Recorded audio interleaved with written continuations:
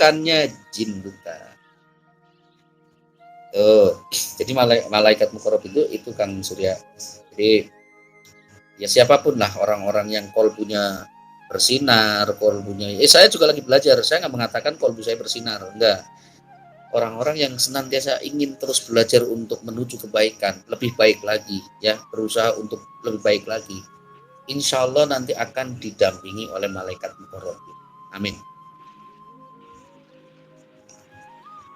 Berarti nanti di zaman ini ya, di zaman di mana apa namanya hukum alam yang sebagaimana disebutkan oleh Prabu Joyoboyo, hutang nyawa dibayar nyawa, hutang malu dibayar malu, hutang apa itu lah, itu maksudnya seperti apa itu? Apakah itu memang hukum alam, semuanya orang melakukan suatu kejahatan ya langsung der ajur, atau seperti apa ini, atau langsung dibalas dengan kejahatannya itu?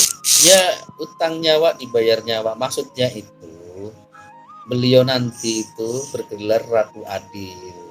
Utang nyawa dibayar nyawa berarti kan adil kan, maksudnya itu. Jadi akan memimpin dunia dengan adil. Jadi nggak ada satupun orang yang susah, semua hutang. Nah, ini kabar gembiranya gini, orang-orang yang punya utang tenang, akan dilunasi oleh beliau tuh. Benar, Amin. benar, orang-orang yang punya utang akan dilunasi oleh SP. Beneran kan? Oh aja, Iya, oh karena aja apa? beban. Ya, sama, gue juga banyak utang. Jadi intinya apa? Intinya yang dimaksud dengan, insya Allah ya, yang dimaksud dengan, karena kebenaran milik Allah, yang dimaksud dengan utang nyawa dibayar nyawa itu bahwa beliau itu akan memimpin dunia itu secara adil. Adil, benar-benar adil. Nggak ada lagi yang jadi pengemis. Orang mau minta emas nih, mau minta nih, Kang Surya datang ke rumah saya. Kang Mikael, Mas Mikael nih, saya mau ngasih emas. Nggak usah Kang, saya juga banyak emas di belakang. Gitu, udah nanti model udah seperti itu. Jadi udah nggak ada yang susah. Jadi intinya benar-benar dunia itu nanti jadi surga dunia. Subhanallah kan. Dan belum pernah terjadi seperti ini sebelum-sebelumnya. Makanya apa? Banyak sekali nabi yang pengen, ya, yang pengen minta nih, nah, sama Allah nih, para nabi. Ya Allah, jadikanlah aku sebagai pemimpin akhir zaman.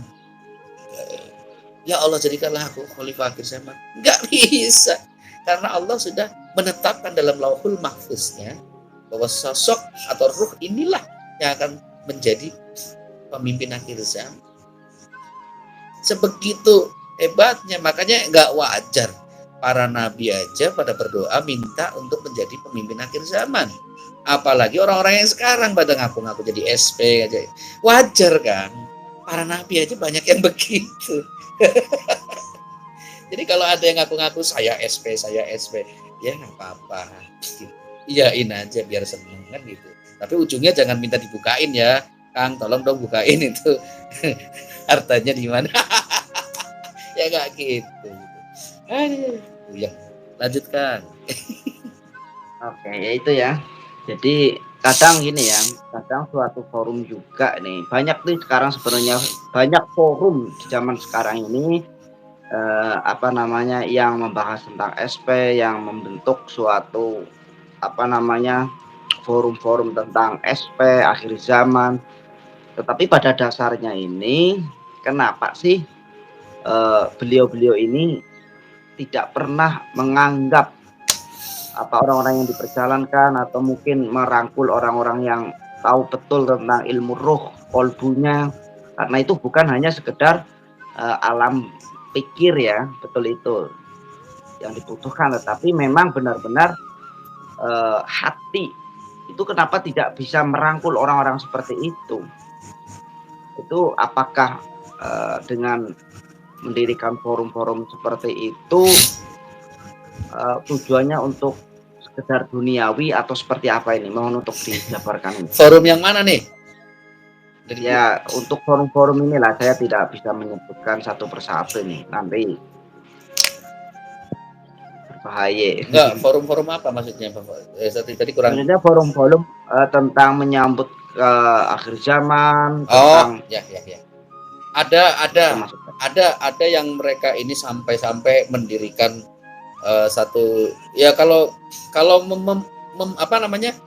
menyediakan atau mempersiapkan kayak contohnya ya yang dipersiapkan oleh salah satu ini ya pesantren yang itu tuh di Jember itu Al-Wafa. Al-Wafa itu kan beliau itu mempersiapkan itu untuk istilah kata itu bukan untuk keduniawian dibisniskan kalau saya lihat gitu kan, tapi ada yang menyiapkannya itu dibisniskan dengan mereka itu membuat satu bukit, dibangun wisata, dibangun tempat untuk bertemu, untuk berkomunikasi, untuk kayak gini nih diskusi, terus nginep di sana, terus di sana ada wahana ini, ada wahana itu, ini mah bisnis pariwisata.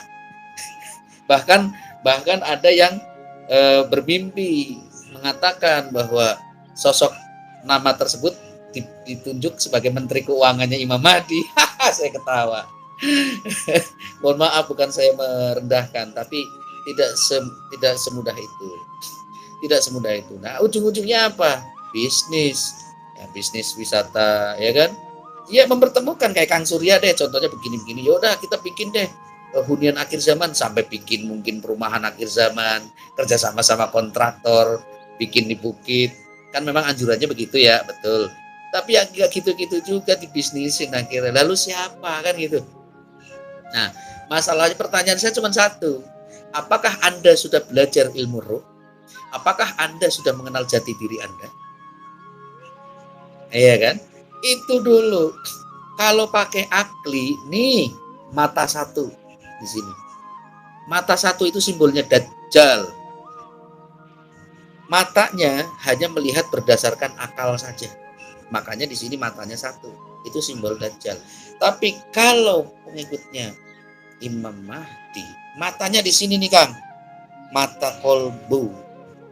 Ya kalau pemikiran sampai seperti itu, banyak ulama juga yang tersesat. Kalau dia masih merasa dirinya adalah yang paling hebat, merasa dirinya yang paling alim, merasa dirinya yang paling mengetahui tentang keilmuan agama dan lain-lain, meskipun dia adalah warasatul anbiya, tetapi kalau dia tidak mau melepaskan jubah egoismenya untuk kemudian mengenal Allah yang sesungguhnya, menjadi Islam yang kafah dari ujung rambut sampai ujung kaki, itu zikir Allah, Allah, Allah, zikirnya berjalan, sehingga raga ini Allah yang menjalankan, yang menggerakkan otak kita, mata kita, mulut kita, tangan kita, semua itu Allah. Ya, sebelum dia seperti itu, jangan pernah istilah kata itu hanya mengandalkan akalnya sendiri. Karena orang kalau mengandalkan akalnya sendiri saja nggak akan pernah kolbunya mau menerima kebenaran dari yang lainnya. Makanya kata Sayyidina Ali apa? Jangan melihat siapa yang mengatakan, tapi lihatlah apa yang dikatakan. Itu kan kalamnya Sayyidina Ali. Maksudnya kita jangan melihat sosoknya. Mungkin dia orang bodoh, mungkin dia cuma sebagai seorang pemulung, mungkin dia cuma, maaf ya, sebagai kerja serabutan seperti itu. Tapi lihat apa yang dikatakan. Jadi jangan merasa mentang-mentang dia, maaf, itu sosok ulama karena pemikirannya begitu yang fenomenal sehingga dia itu lupa bahwa apa? Setinggi langit ilmunya dia itu digantungkan setinggi langit, dia lupa bahwasanya apa? Mutiara ada di dasar laut. Artinya apa? Dia nggak melihat ke bawah bahwa mutiaranya itu di bawah, gitu loh, di dalam kolong, di lautan hati. Maksudnya itu. Ya kadang orang, iya betul itu. Kadang walaupun berjubah, walaupun apa itu, kalau menyepelekan orang-orang kecil, orang-orang ini, padahal mungkin apa yang dikatakan itu benar, itu kan menganggap rendah orang lain, artinya sombong.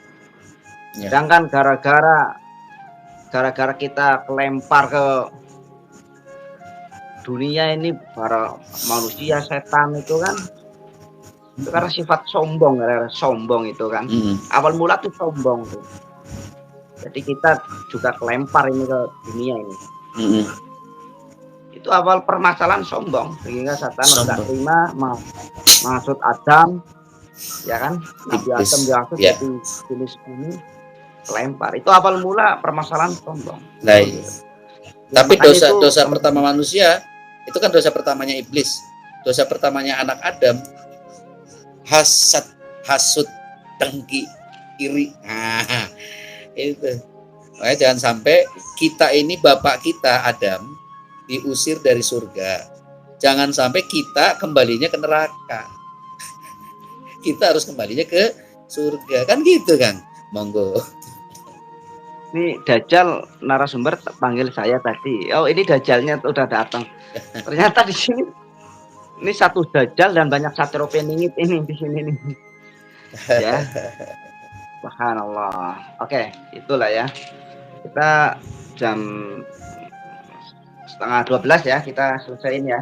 Kita besok Ya, Pardian PGA namanya dia, tanpa jambi-jambi jimat, mantra, roh sejatinya punya nama. Ya, betul. Sosok beliau itu dipastikan itu nggak punya jambi-jambi, misalkan bacaan mau begini, enggak.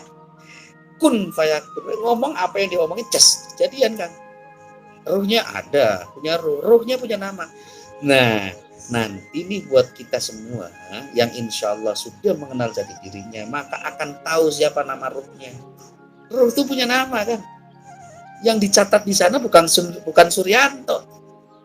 Yang dicatat di Lauhul Mahfuz bukan Suryanto, tapi nama ruhnya. Misalkan nama ruhnya misalkan Ilham misalkan atau apa gitu. Ilham bin Yahya atau apalah gitu. Kayak gitu kan. Itu nama ruh. Bukan nama KTP. Ya balik lagi.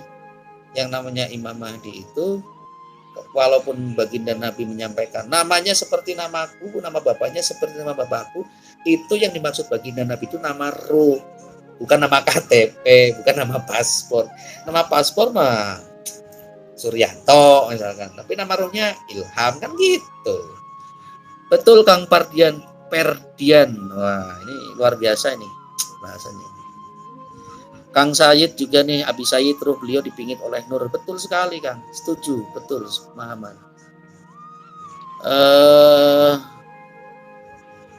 Ya benar, ruhnya SP Nur Muhammad, raganya anak Adam, betul. Jadi kalau Nabi Muhammad sendiri, kata baginda gini, bapakku Ismail, kakekku Ibrahim, itu Nabi Muhammad. Tapi kalau Imam Mahdi, bapakku Adam, kakekku Muhammad. Nah, bingung nggak lo? Bapakku Adam, tapi kata si SP ya, bapakku Adam, kakekku Muhammad. Karena apa? Ya Nabi Muhammad yang paling tua. Nabi Muhammad sama Nabi Adam tuaan siapa? Kan jelas Allah menciptakan Nabi Muhammad tuh. Nah, itu siloka dari baginda Nabi menyampaikan seperti itu. Baginda Nabi, bapaknya adalah Ismail, kakeknya adalah Ibrahim. Nah, ini satu persatu nih. Jasadnya diselimuti nur, ya pastinya lah. Nurnya itu mengelilingi tubuhnya gitu kan.